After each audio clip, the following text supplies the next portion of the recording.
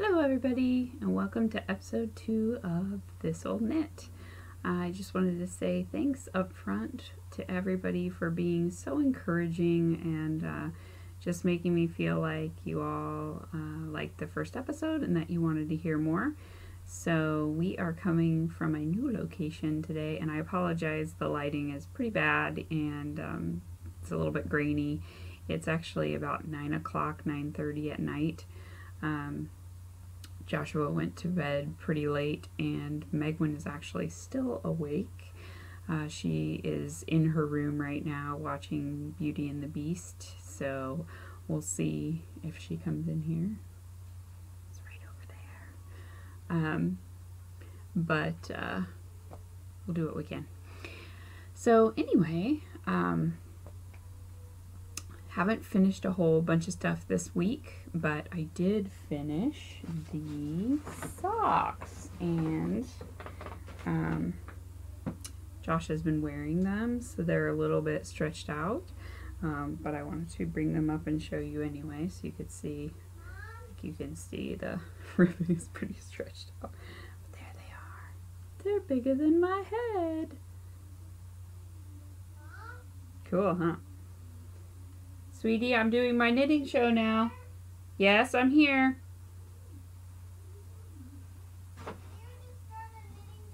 Yes, I did. Okay, sorry about that. She heard me talking, so she wanted to know if I started my knitting video, which obviously I did. So anyway, I have a little guest star over across the room, my dog Plonk. So if he comes over to visit, I will put him on my lap. He's a little old guy. He's very sweet. He's about 14 years old. He's a rat terrier chihuahua mix, and we got him from a rescue organization in California when we lived there. And he was actually, I think, 7 years old at the time. And they said, if you can take him, please do, because we have trouble adopting out the older dogs. And he came with an adorable Argyle sweater, so how could I say no? And he's kind of my little buddy. But he does have a heart condition. He has a heart murmur, and he's been on medication for about 4 years at this point, and it's actually gotten to a pretty severe stage, so we don't know how much longer he'll be with us, but we're just enjoying him while we can. He pretty much just eats and sleeps, so he's very uninteresting at this point, but he's a good cuddler. So that was my only finished object. I actually finished a little Fair Isle mouse. He's about this big, super cute, but the kids put him somewhere. I don't know where they put him. I couldn't find him to bring him up, so I'll share him next time. I made him with some mini skeins from No Makers. So I got the Summer Treats bundle, and then they had a Milk and Cookies bundle that she sold, Amanda, who's the owner, sold at Christmas, along with a little gnome cookie cutter, and I am obsessed with gnomes. I love them. I love anything to do with gnomes. So I was like, gnome cookie cutter, score. But it's like this brown tweedy yarn, and she does just amazing tweed yarn. So, yep, I made it into a cute little mouse. And actually, just kind of jumping into acquisitions really quick. So if you're a member of the No Makers Mini Skein Club, look away now. Okay, 3, 2, 1. Here's the first shipment. And it came with these super fun extras. And it's just, I specifically didn't open it so I could share it with all of you first. You cannot see these colors at all. They're totally getting washed out. But very fun. So I'm going to dig into that to knit some Hexie Puffs for my Beekeeper's quilts. And I just love her stuff. And then I also today got this. It's not going to show the color. It is... Sorry for making you seasick. Tosh Vintage in Cousteau. And this is actually to make a chemo cap for my Aunt Lynn. She said that this was one of her favorite colorways of Mad Tosh, and so she shall have it. She shall have whatever she wants. I was thinking about making a Koolhaas, because I've always wanted to make that pattern, and I've never knit it before, and it's really pretty, so it's kind of a cable-y beanie if you don't know about it. I think it's a Jared Flood pattern. It came out many years ago at this point, and I think it was in an Interweave Knits accessories magazine, and it was also in an earlier version of Interweave Knits back when I used to subscribe to it, so I have it like twice over. And there are Megwin books in that bag. I don't know why. Okay, I feel like I'm skipping all around. I'm so sorry. And the last thing that I got, this is a lot more yarn than I usually get. I'm not typically a buyer of yarn. But speaking of Gnome Acres, I got this guy. And it is not showing up very well at all. Dang. I'm not going to be able to show you all the fun colors. How do you guys do this? The weird blue screen. Anyway, it's called Little Bunny Fufu, and mine is in the Sparkle Gnome base. So it's a fingering weight with gold stellina, and I think it's a 75-25 merino nylon blend. Although obviously there's a bit that's also the stellina. But it's very soft and squishy, and I love it. And I'm using it to knit a little bunny for Megwin for Easter. So I've got one foot done, and these feet are freaking hilarious. They're like, I don't know, they remind me of like giant robot feet. I don't know why.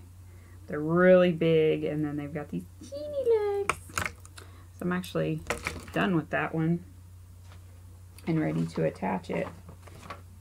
And I don't think I'm giving away any secret sauce there. But they're going to look like that. Aren't they so sweet? Oh my god. So, see, they've got those giant feet and this teeny body, and then the oversized head. And she actually did the little nose and mouth in white. And then they have this sweet little puffy tail on their butt. And the pattern is Bon Bon by Susan Claudino. She just released it.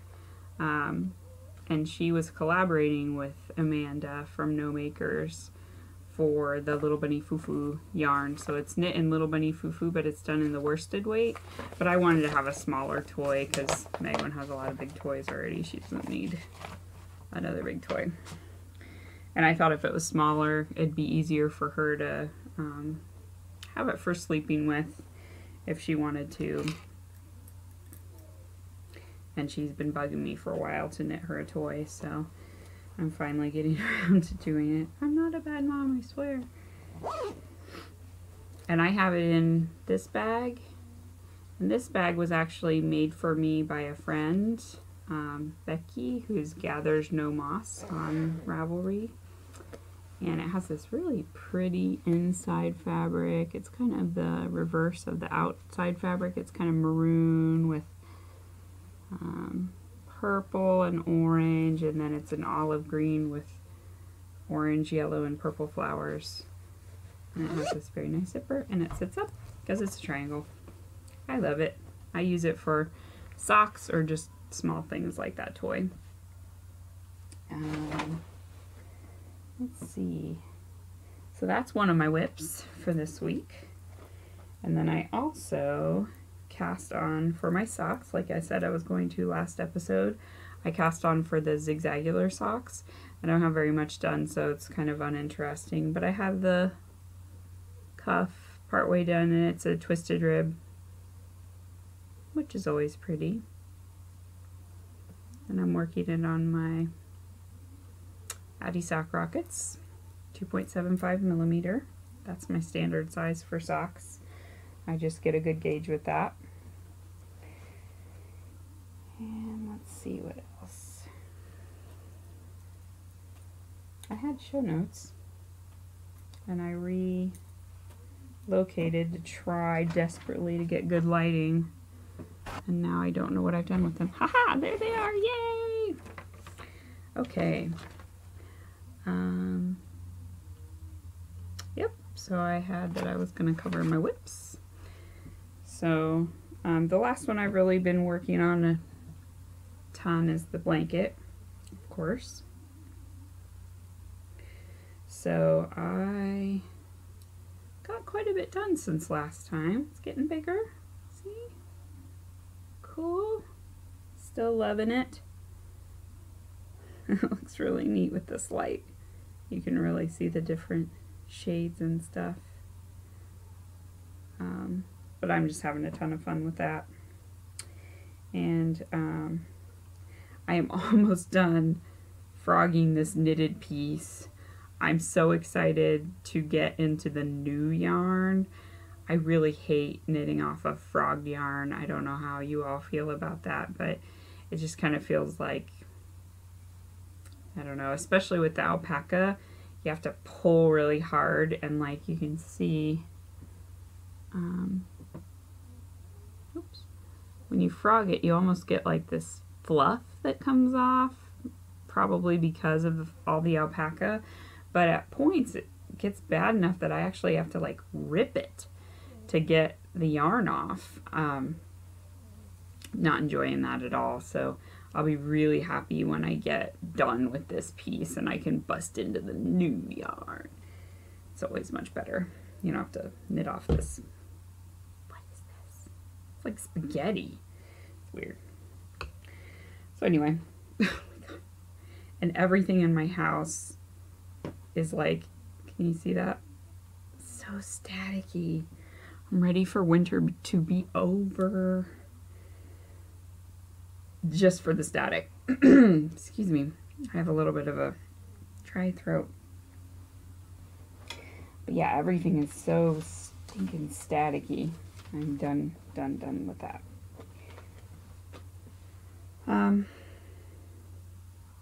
So that's kind of what I've been working on. Not a ton different than what I was working on last week. But I thought maybe this time around I would show you guys some of my more recent FOs, because you didn't see them before, you don't know. And one of the things that I finished within the last month or so was the foraging mittens by Molly of A Homespun House. So I wanted to show you those because I really enjoyed them, and it's really hard to photograph yourself with mittens on. So I just have a picture of them on Megwin, but they actually fit my hands, not hers. So here they are.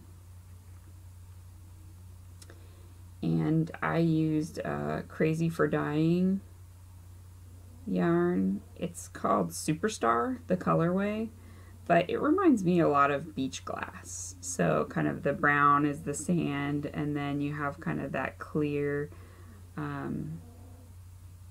sort of turquoisey, light turquoise, robin's egg blue color. That's the other color on them. So I love them. They are really comfortable, they're soft, and they're surprisingly warm, even though they have this lace pattern on the back. I wore them and they were warm on my hands up until it got into the negatives. At that point, I mean, come on, you're gonna be cold no matter what. So I've been wearing those a lot, and it's a really great pattern, Molly. I love it. I might knit another pair for Mom. I was gonna do one for her birthday, but we're gonna celebrate her birthday this weekend. So on Sunday, actually, we're gonna go over to her house and have spaghetti and garlic bread and salad, and I'm baking a cake tomorrow for that. So that'll be fun. And then I'm going to do her taxes. So happy birthday, Mom. I'm doing your taxes. And you might have noticed behind me, we're in my stash area of the yellow room, as we refer to it here. This is the playroom for the kids, really for Megwin right now. Joshua's not allowed up here. It's full of choking hazards. But these little bags, my husband, Josh, actually spotted them at World Market. So he got them for me. And they have this neat rigid top. So like you can push them down, but they keep their shape very nicely. So I like them a lot.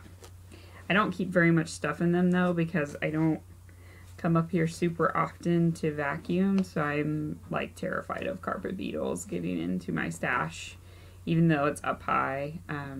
So I just kind of rotate stuff in and out of here, or I keep acrylic yarns or cotton yarns in here.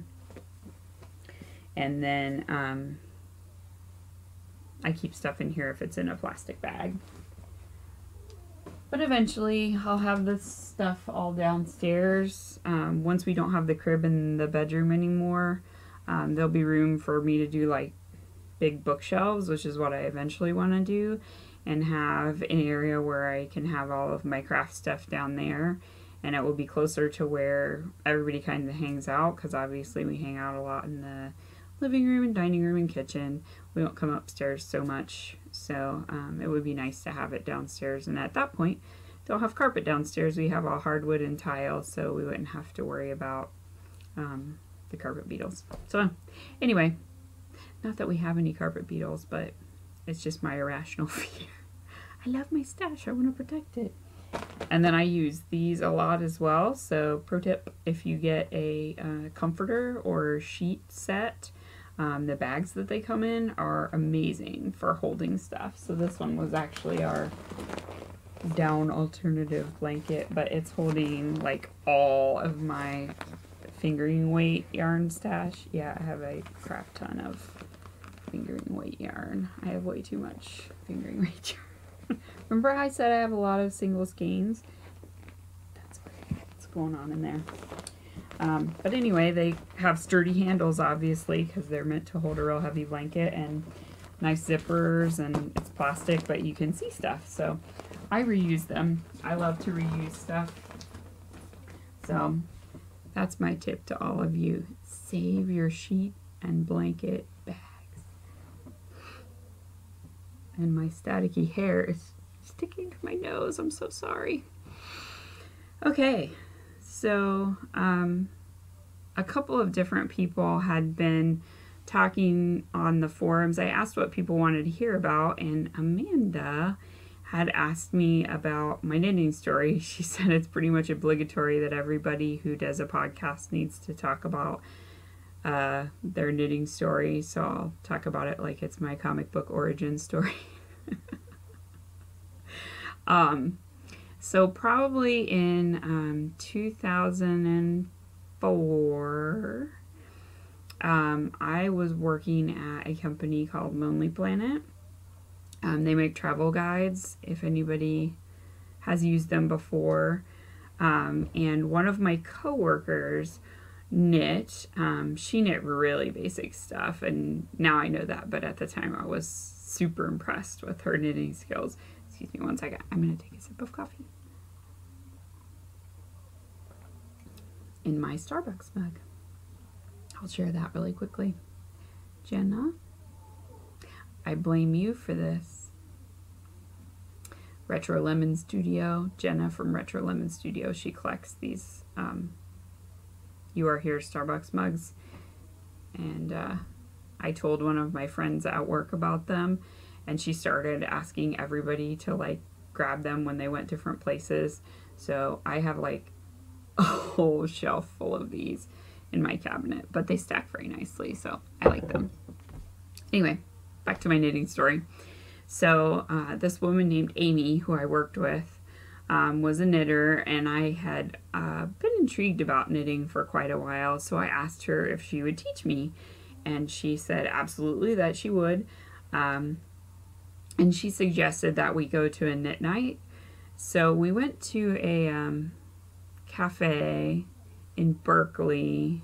The name is escaping me now, but it was kind of a people got together and did knitting and stuff, and actually a lot of the people weren't very friendly. I didn't feel super welcome, but there was one woman who was very nice, and I brought supplies, and so she said, oh yeah, well, let me get you started, and she cast on for me, and I had bought some like cotton yarn from a big box store. I think I got like Lion brand cotton or something like that, and it was this kind of blue and white marled yarn. And she told me this was not a good thing to learn to knit with, that it was going to be really hard for me, that it was going to be tight and hurt my hands. And I also had metal needles, like the metal straight boy needles. Oh, I don't know if I usually have a little basket right here that has all my straight needles in it, and I do still have those original. They're aluminum needles. So obviously it was really challenging with the aluminum needles and the cotton yarn, and I really struggled. But I got the basics, so I got maybe like that much of a garter stitch scarf done before I went home. And then my friend Amy said, this yarn is not good. I'm going to take you somewhere where you can get good yarn. So she took me to a local yarn store in the Bay Area that's called Article Pract, and I was just completely smitten. The people there were so nice and so helpful, and that's where I bought the Misty Alpaca, Baby Alpaca Grande that I mentioned in the last episode. It was like a natural gray color, and they got me some nicer needles to work with. So I think they gave me bamboo needles, but I think those are really good for people to start with because they are more grippy. So when you're a beginner and you feel like everything's just falling off and falling apart, it's helpful to have something that's a little more grippy. So I appreciated that. And yeah, I just was knitting every single night and practicing, and I went on to take classes from there. Like every time I wanted to learn something new, I just took a class to learn it. But Amy taught me knit and purl. And then later, probably about 6 months later, I took the class to do socks on 2 circular needles. And I found out at that point that I was knitting twisted stitches. So Amy had taught me to knit through the back loop, and that's how she knit everything. She didn't know that that was actually considered twisted stitches. So when I was trying to do, I think it was the Turkish cast on or the figure 8 cast on, the one where you can do on a toe and then work toe up, that was the kind of sock that we were knitting. We were just knitting like little anklets with toe up on 2 circs. And my cast on kept coming off when I went to the flip side. So I did the first half of the stitches, and then when I went to the other half of the stitches, you're supposed to knit through the back loop, right, to untwist your cast on. And didn't work. I was like, what are you talking about, knit through the back loop? That's what I always do. And so the instructor was like, yeah, so you're supposed to knit through the front. So she showed me how to do it. And there's absolutely nothing wrong, obviously, with knitting twisted, but for certain things it doesn't work as well. And so then I kind of had to relearn how to do the knit stitch, and that sock taught me a lot. And then I just went from there. I just kind of kept trying new things. I knit some hand warmers, I knit a bunch of scarves, some hats. I did a class for those felted clogs that you can make, you know, with like holding 2 strands together. It's a pattern that a lot of people have done. I can't remember what the name of the company is now, but yeah, I learned a lot of stuff from Article Pract, and the people were all super nice. And if you ever are in the California Bay Area, I highly suggest that you check them out because it's a great little shop and everybody there is just wonderful. So anyway, that's kind of my origin story, my knitting origin story. And then my mom, I taught her when she was coming out to visit me. She came out in, it would have been 2005, because my husband and I had our apartment together at that point. And we were just kind of sitting around. I think it was really too hot to kind of do anything. And so I said, well, hey, do you want me to teach you to knit? And she said, yeah, absolutely. So I gave her some kind of brown sheep, some Lamb's Pride, brown sheep Lamb's Pride, in just a cream color, because I think that's a good color yarn. If you're ever teaching anybody to knit, I suggest like white or cream yarn because you can really see your stitches. And I taught her the basic knit stitch and purl stitch, and she started doing a garter stitch scarf. And then we went to a couple of different yarn shops. She got some stuff. We went to the ones that are in San Francisco. So there's Greenwich Yarns and shoot, that's gonna bug me now. There's one that's in just downtown San Francisco, and it's really cute.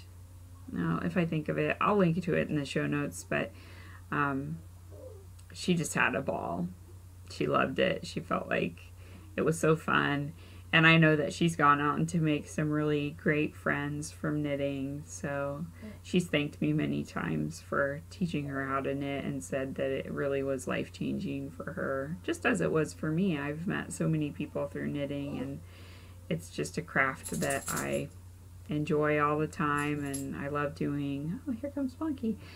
I love what I get out of it. It's very rewarding and relaxing, and yeah, I just love the community. I'm gonna pick him up.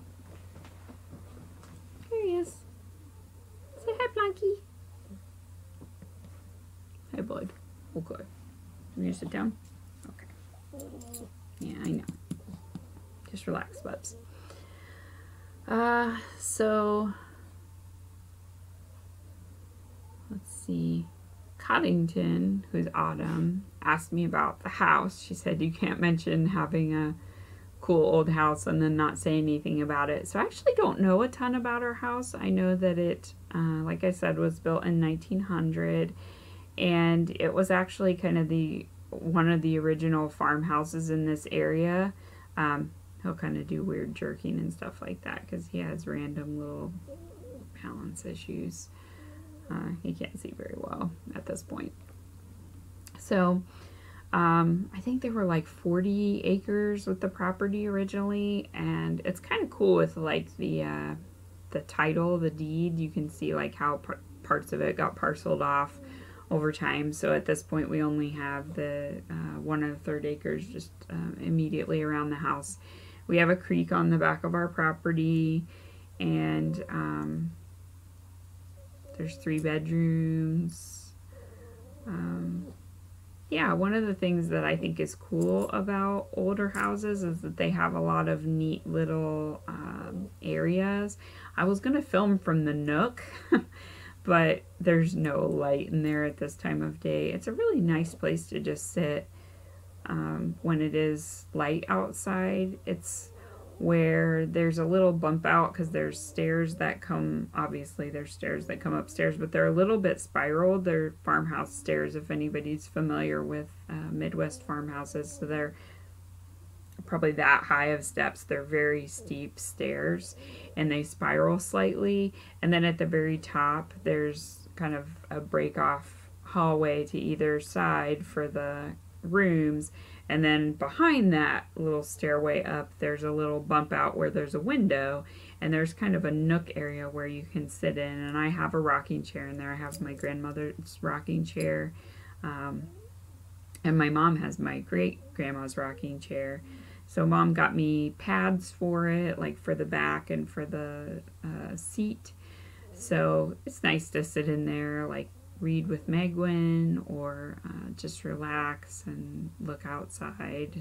And Megwin likes to look out there too and watch the animals and stuff, because we have a lot of deer that kind of wander through our property, and birds, squirrels, that kind of stuff. So it's fun to look out there and see them, and then they can't see you and you can really observe them, especially when the mothers come out in the spring with their babies.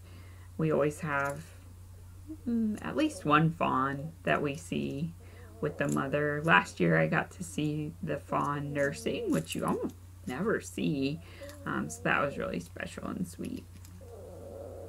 So anyway,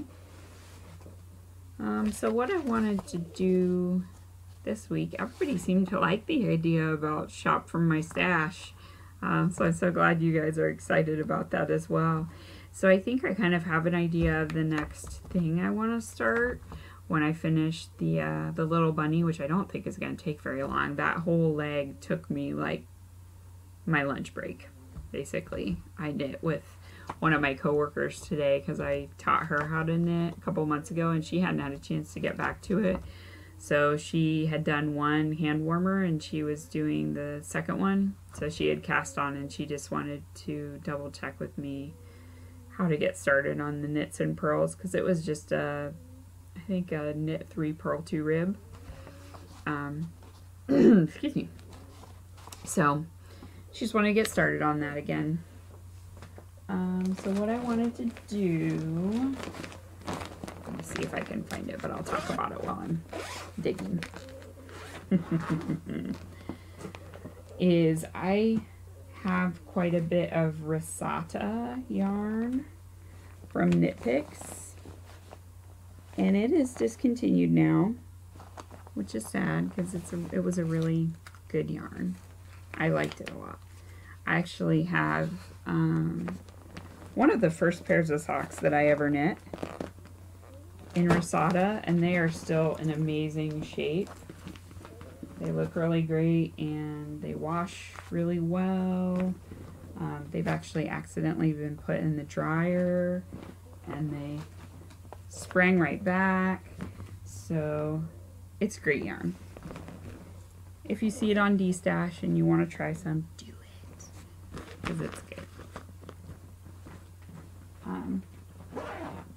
So what I would like to do is I want to start working on a spring/summer tee, because I'm always wanting to wear something knitted in the spring or summer, and it's harder to do that, right? Because it's not cold. It's very easy to do it in the wintertime. So here's what I want to make, and somebody from the Homespun House group gifted this pattern to me. I don't know if I can give her name because she didn't say that I could, but yeah, when I found out that my aunt had cancer, I was just, I don't know, really bummed. That's kind of an understatement, right? But it was just really unexpected. And it was hard on my mom, so I don't ever like to see my mom sad. My sister and I both say that the only thing that can make us cry is seeing Mom cry. So anyway, I was having a bad day, and somebody gifted me this pattern, so I do really want to knit it. It's called the Penny Candy Tee. So you can see it's like got this really pretty lace detail on the bottom and the sleeves and the neckline, and then it's striped through the body. And I think it just looks really pretty and like a nice kind of casual tee, but you could also dress it up if you wanted to. I wear a lot of skirts. Basically, for work, if it's warm outside, I like to wear skirts. I don't really like pants, and I love heels. I love heels. I'll have to share some with you at some point. I have a lot of cool ones that I get them when they're on sale, but I have like pink and red and stuff. So I want to do the lace part in cream, And then the stripes are what I'm trying to decide on. So I don't know if I want to use like this, which of course the sliding is crap and you can't see it. It's a dark purple, like a royal purple, or orange, which this is like a dark orange. It's called Clementine, and it does look like clementine peels. So I actually have socks on that are the cream colored Rosada. See? Autumn, I'm displaying socks on my feet. She said she wanted to see socks on people's feet, so there you go. Socks on people's feet. These are the embossed leaves socks from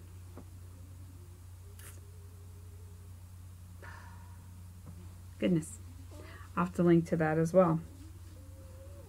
It's a sock book I've had for a really long time. It's a good sock book. Let me see if I can see it. Nope.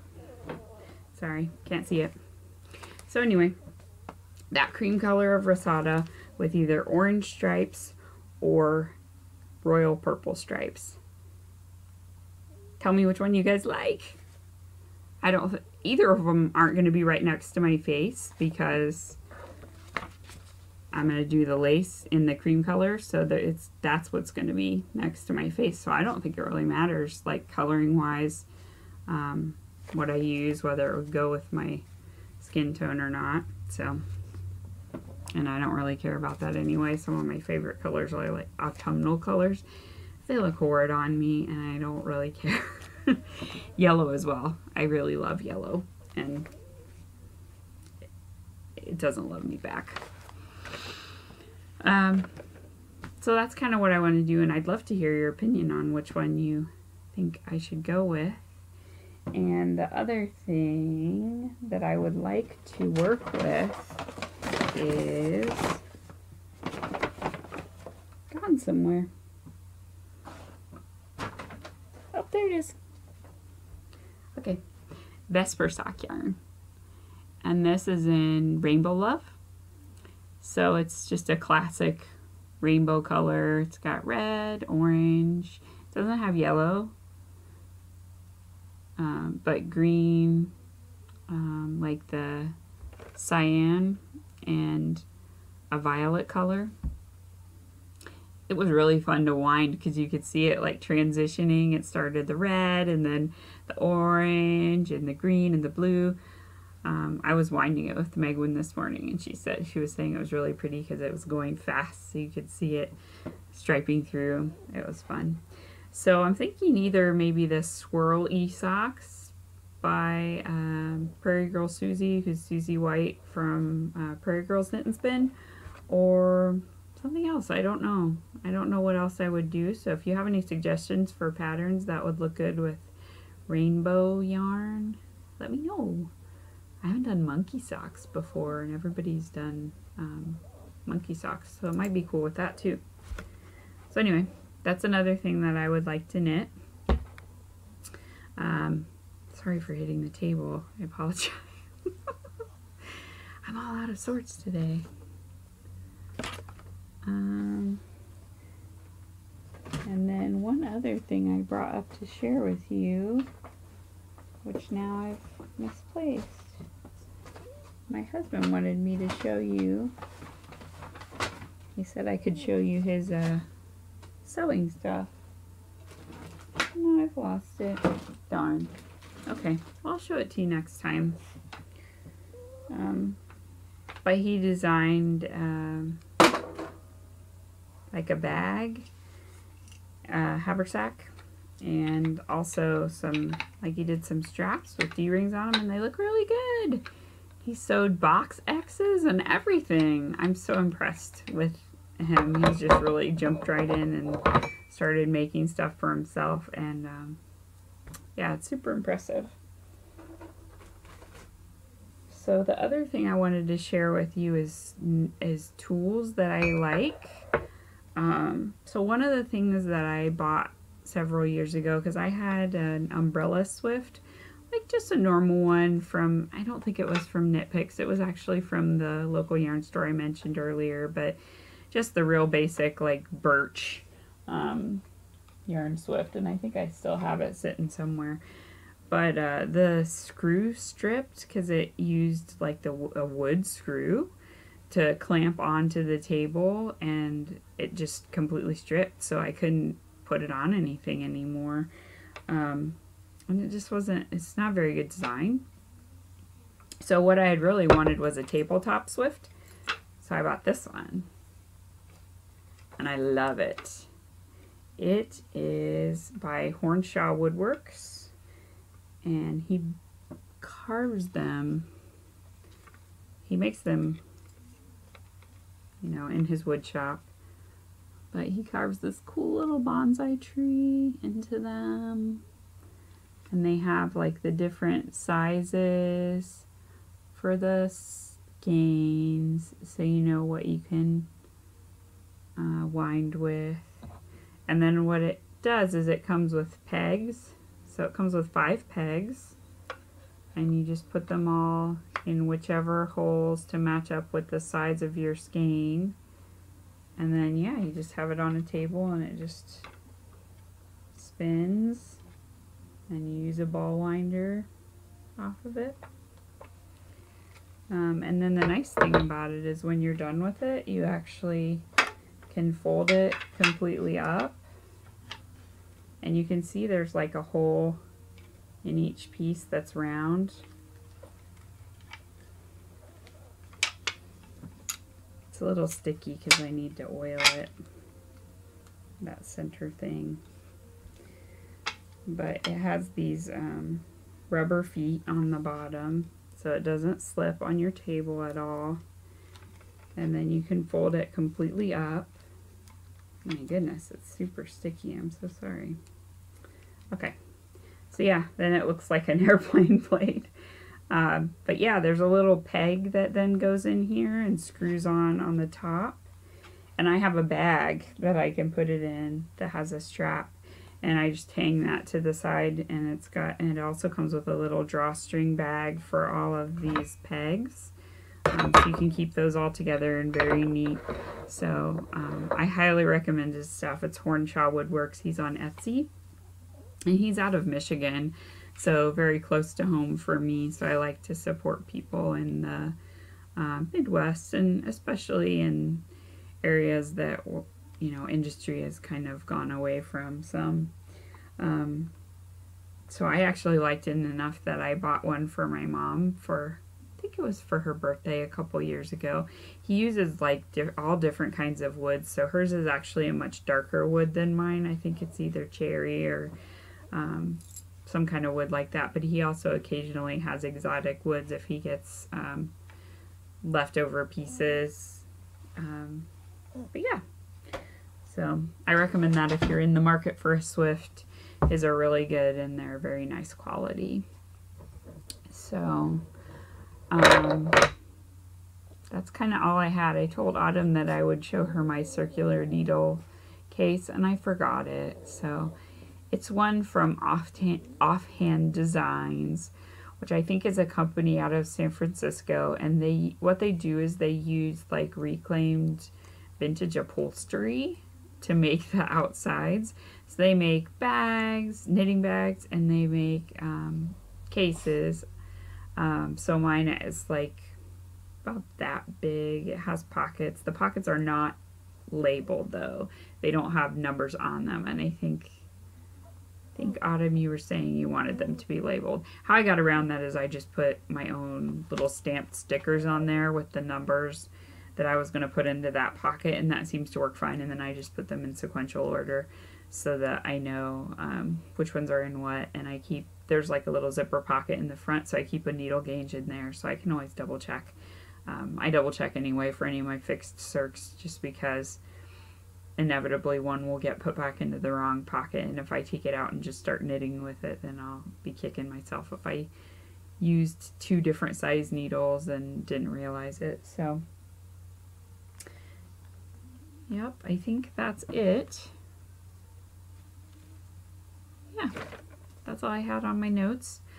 Next time I'll try to, like I said, show that knitting needle case. I'll show maybe one of my yarn bowls. I have 4 total, and I showed you one. I have 2 smaller ones that I use for holding my embroidery floss, cross-stitch floss, and then I have one bigger one that my mom bought for me that I also use for knitting out of. So please do come and join the Ravelry group. It's called This Old Knit.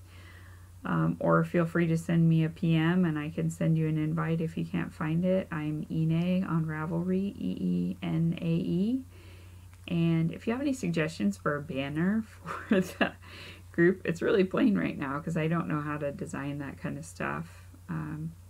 So I'd love any suggestions for that as well, like tools I could use to design something. So anyway, I hope everybody has a good week, and I will see you next time. And thanks for watching. Bye-bye.